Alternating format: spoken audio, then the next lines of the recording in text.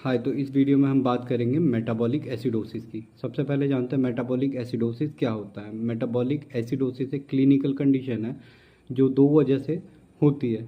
क्या तो प्लाज्मा के अंदर एच आयन का कंसंट्रेशन बहुत ज़्यादा हो जाता है और बाइकार्बोनेट का कंसंट्रेशन बहुत कम हो जाता है।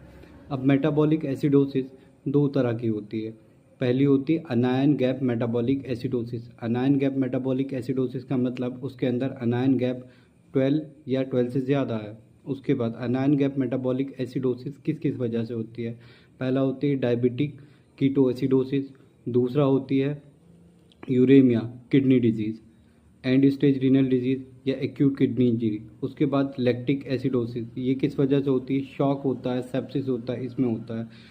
तीसरी होती है आपने जहरीली शराब पी ली, इसको कहते हैं alcoholic toxic alcoholic ingestion.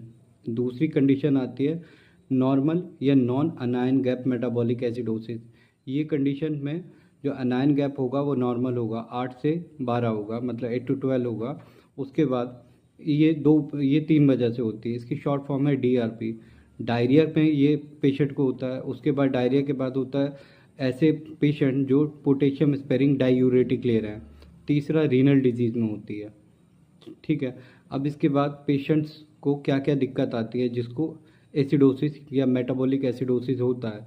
Metabolic acidosis में क्या होता है, एच आयंस का लेवल इंक्रीज़ हो गया, ये आपको पता चला। जैसे ही एच आयन का लेवल इंक्रीज़ होगा तो हमारे जो ब्रेन के कीमो रिसेप्टर हैं वो एक्टिवेट हो जाएंगे। ब्रेन के कीमो रिसेप्टर एक्टिवेट होने से क्या होगा, हमारा रेस्पिरेटरी रेट बढ़ जाएगा।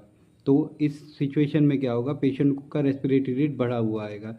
दूसरा, जब ब्लड के अंदर प्लाज्मा के अंदर एच आयन का लेवल बढ़ जाएगा तो वो डायरेक्टली इफ़ेक्ट करेगा हमारे कार्डिक मसल्स को, जिसकी वजह से कार्डिक मसल की कॉन्ट्रैक्टिलिटी डिक्रीज़ हो जाए, जिसकी वजह से क्या होगा, कार्डिक आउटपुट डिक्रीज़ होगा। कार्डिक आउटपुट डिक्रीज़ होने से पेशेंट को क्या फील होगा, लो ब्लड प्रेशर होगा। Similarly third condition is that कि जब भी हाइड्रोजन आयन का कंसंट्रेशन प्लाज्मा के अंदर बढ़ता है तो जो हमारे सेल होते हैं वो क्या करते हैं, हाइड्रोजन आयन को एब्जॉर्ब करते हैं।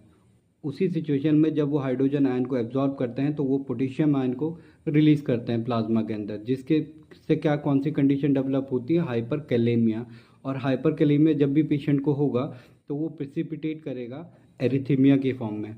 ठीक है, ये तीन चीज़ें मेनली आती हैं। अब उसके बाद पेशेंट को आप ट्रीट कैसे करेंगे। सबसे पहले आप पेशेंट को ट्रीट करने के लिए अगर सीवियर मेटाबॉलिक एसिडोसिस है तो आप बाहर से उसको बाइकार्बोनेट दे देंगे। ठीक है। अगर मेटाबॉलिक एसिडोसिस के बाद आप दूसरी चीज़ देखेंगे जो अंडरलाइन